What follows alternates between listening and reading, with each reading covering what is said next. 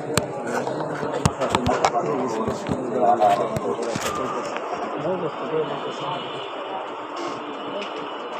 عبد الله بن مسعود رضي الله تعالى عنه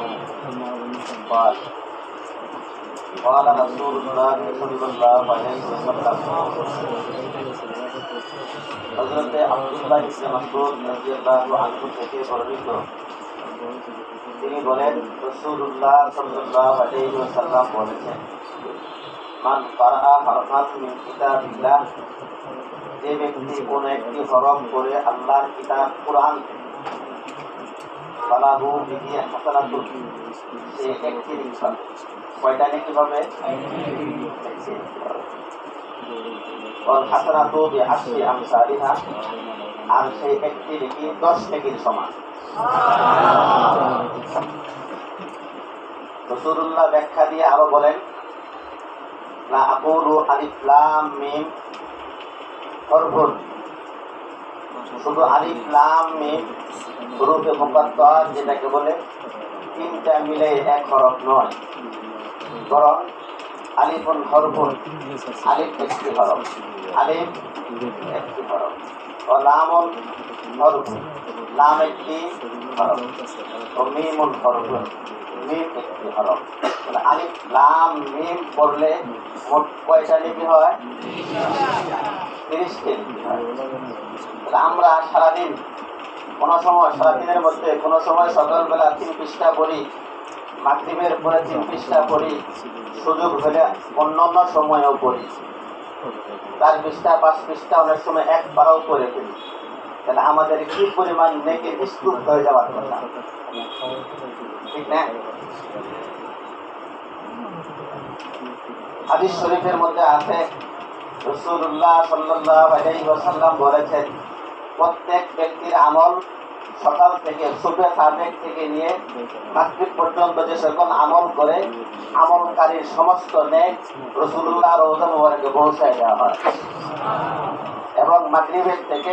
সুবহ সাদেক পর্যন্ত সমস্ত নেকের পরিমাণ ব্যক্তি গ্রাম বাপের নাম সহ উল্লেখ করে রাসূলুল্লাহর কাছে পৌঁছে দেওয়া হয় তাহলে আমাদের নাম রাসূলুল্লাহর কাছে সকালে একবার পৌঁছে বিকাল একবার সন্ধ্যার সময় একবার পৌঁছে তাহলে আমরা যখন বালেগ হওয়ার পর থেকে এখন কারো বয়স 22 বছর কারো বয়স 25 বছর কতবার আমাদের নাম রাসূলুল্লাহ দরবারে পৌঁছছে হিসাব করা যায় তাহলে যে ব্যক্তির আপনার আমার নাম রাসূলুল্লাহ দরবারে বারবার পৌঁছে রাসূলুল্লাহর সাথে আমাদের একটা সম্পর্ক হওয়ার কথা ছিল না অনেক সময় ছাত্রদেরকে দেখা যায় যে ছাত্ররা যখন ইখলাসের সাথে কোরআন শরীফ পড়ে কিতাব পড়ে তখন এক সময় এসে বলে হুজুর আমি রাসূলুল্লাহকে আজকে স্বপ্নে দেখেছি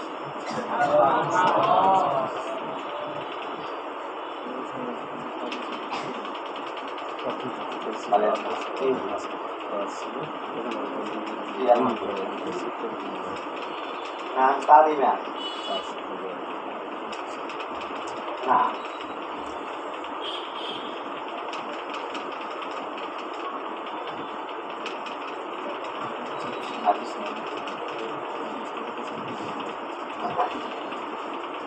তাহলে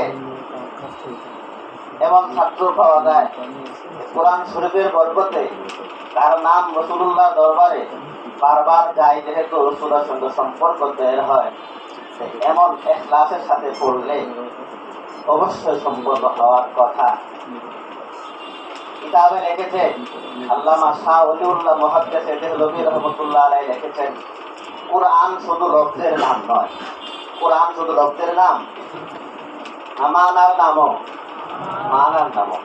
আমরা উর্দু খানা থেকে নিয়ে একেবারে তাওরা হাদিস পর্যন্ত যত কিতাব পড়ি এগুলো কি জন্য পড়ানো হয় মানার জন্য পড়ানো হয় শাহ ওলিউল্লাহ মুহাদ্দিস দেহলভী রাহমাতুল্লাহ আলাইহি লিখেছেন লফজ পড়লে যদি 10টা করে নেকি হয় তাহলে অর্থ বোঝার জন্য যত মাধ্যম আছে সমস্ত মাধ্যমের প্রত্যেকটা হরফের মধ্যে 10টা করে নিতে হবে তাহলে কোরআন শরীফ তো 10 পৃষ্ঠা পড়ি কিন্তু বাকি আমাদের সারাদিন কিতাব পড়ি তাহলে আমাদের নেকির কি পরিমাণ হওয়ার কথা ছিল আল্লাহ রাসূলের সাথে সম্পর্ক হওয়ার কথা ছিল কিন্তু দেখা যায় আমরা যেই আহমক সে আহমকই রয়ে যায়, যেই বেয়াকুবই রয়ে যায়, আমাদের সেই এত সওয়াবের স্তূপের কোনো কাজ হয় না, কোরআন শরীফের সওয়াবের দ্বারাও কোনো কাজ হয় না। দেখা যায় একজন হাফেজ সাহেব তার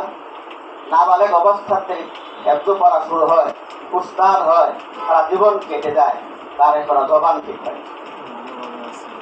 কেন এমন হয়? কেন? তার কারণ হলো ইখলাসের সাথে আল্লাহকে হাজির নাজির রেখে দিলটাকে পরিষ্কার করে সে করে। যদি কোনো ব্যক্তি কোরআন শরীফ তেলাওয়াত করে, কোরআন আর হাদিস পড়ে, ফিকহ পড়ে, দিলকে সত্য রেখে নিঃসন্দেহে তার সাথে রাসূলুল্লাহ দিদার হয়ে যাবে। সত্য আল্লামা জুলফিকার আলী নকশবন্দি রাহিমাহুল্লাহ তিনি এক জায়গায় লিখেছেন, একজন কারি আছেন, নাম হলো হযরতে আসিফ। তিনার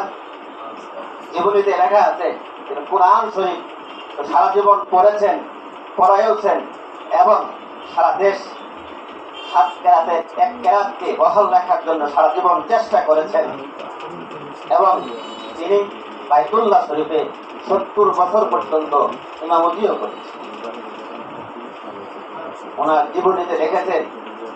ওনার সুন্দর কেরাত, সুন্দর কোরআন শরীফের তেলাওয়াতের কারণে রাসূলুল্লাহ সাল্লাল্লাহু আলাইহি ওয়াসাল্লাম একদিন স্বপ্ন যুগে এসে বলছেন, আজম তোমার কেরাত শুনে আমার খুব ভালো লাগে, তোমার কেরাত দিয়ে সারা পৃথিবী জয় করে ফেলেছ, আসল তোমার মুখে একটু চুমা দিয়ে। এরপর থেকে হযরত আসিফ রাহিমাহুল্লাহ মুখে এমন সুগন্ধি মেশকে আম্বর জারি হয়, মওত পর্যন্ত এই মেশকে আম্বর শেষ হয়নি। মওত পর্যন্ত, মওতের সময়ও তার মুখের থেকে মেশকে আম্বরের ঘ্রাণ মুখ থেকে বের হইতেছিল। এই জন্য কোরআন শরীফের মধ্যে কাশিস আছে,